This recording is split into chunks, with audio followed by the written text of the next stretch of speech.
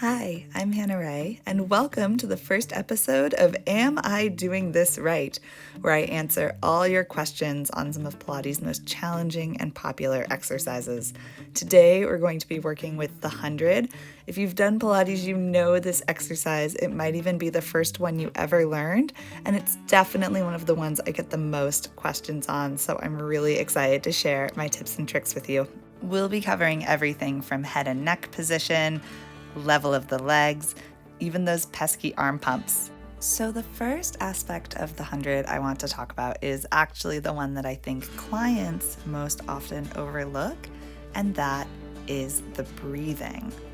The 100, in my professional opinion, is actually primarily a breathing exercise, and everything else that we do is in service of the breath, getting more oxygen into the body.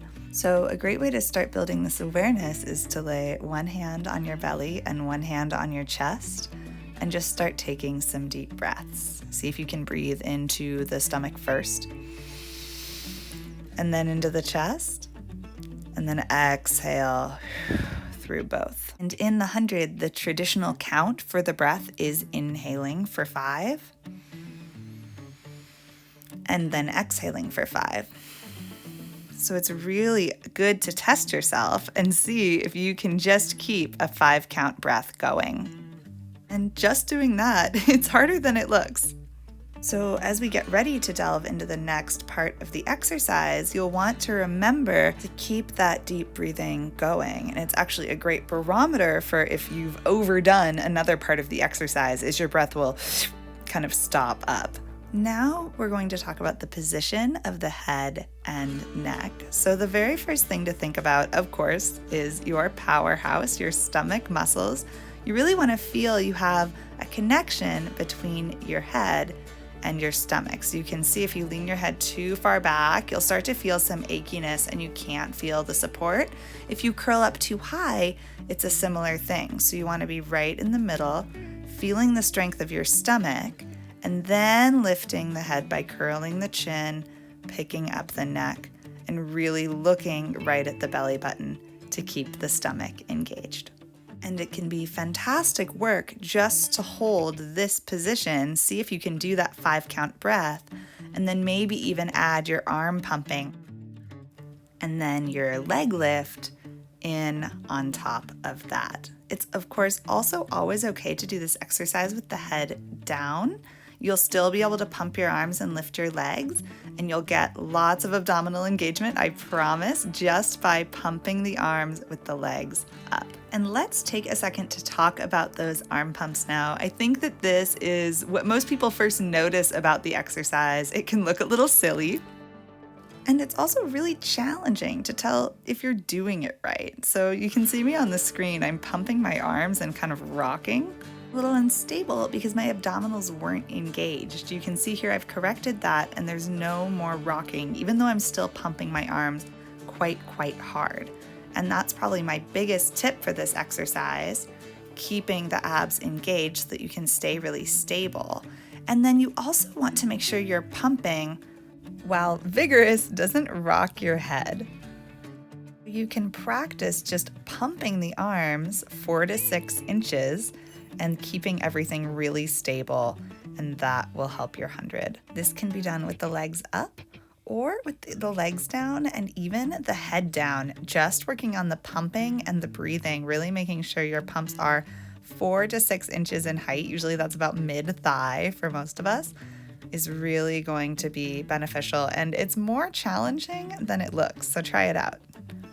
Now we're going to talk about the level of the legs, and I think this is probably the part of the 100 where I see beginners make the most mistakes. They try to get really ambitious doing something like this, which is the picture you'll see in the Joe Pilates book, but that is incredibly hard to do, even for me. So I'm going to show you how to ease into it. We've already talked about this first step, and it's just leaving the legs down. I think a lot of people are reluctant to do this because they think it won't be hard enough. Next level is to bring the legs up to 90 degrees. You'll often hear this called a tabletop. And if you're flexible, you can also do this with the legs straight. If you're tight, this will actually be harder, so keep the knees bent. From here, you'll just start to lower the level of your legs. And what you're looking for is a level where you can keep your stomach really pulled in. Low back doesn't arch off the mat. So a way I like to test this out is before you do the exercise, you can put your hands behind your head, and we'll actually do another Pilates exercise, which is the double straight leg stretch. So both legs in the air, and knees can be bent here as well. You just lower the legs and lift them back up. You're looking for that level where you feel like it's pretty manageable to bring the legs down and keep the stomach pulled in, and that the lift back up is relatively easy. Once you find it, just bring the arms down and you pump for your 100 in that position. So because of the name of the exercise, the 100, which refers to 100 arm pumps, we often assume that the 100 is only that length, 10 deep breaths. But a great way to make the 100 harder is just to do it longer. I've heard of athletes doing the 200 or even, God forbid, the 300. I've never seen anyone do that in person. That would be a feat. If you try it, let me know in the comments. Tell me how it went. So here I'm demonstrating the 150 and it's really challenging. If you want, you can rewind the video to when I start pumping and try it with me or try it on your own. And you'll just really notice that by increasing the amount of time you hold this position, it really adds challenge to the powerhouse, to the breath. You might even get a little cardio from pumping the arms really strong. It's also a great way to keep yourself honest when it comes to your form, because if you can hold your position, your leg level, your pumping, your head steady for an extended length of time, it shows that you've chosen a position with a lot of integrity. Oh my gosh, I made it. And that's it. Thank you so much for watching our first exercise breakdown in Am I Doing This Right? Let me know in the comments what exercise you'd like to see broken down next. I hope you learned something that will enrich your Pilates practice.